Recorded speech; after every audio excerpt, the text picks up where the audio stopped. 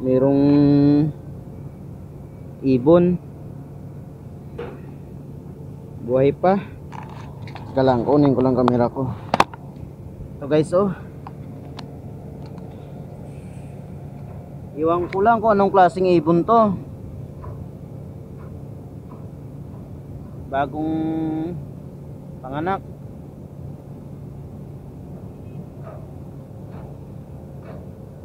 Ibon nata ng kalapate. Guys. Tsaka dito talaga siya lang ng itlog. Grabe naman yung bahay nyo. Kapag umuulan, saan kaya nagtatago? Baka dito, no? Laki na. Mga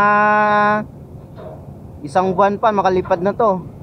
Saka meron na siyang ano, may balahibo na. Saka tumutubo na yung ano niya, pakpak. Tumutubo na nga. May balahibo na nga eh. So dyan lang kayo. Makabait lang kayo dyan.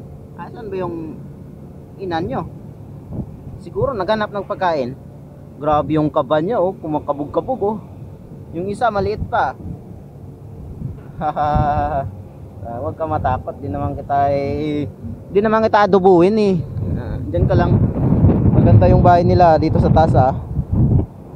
Dito sa tower. Woo!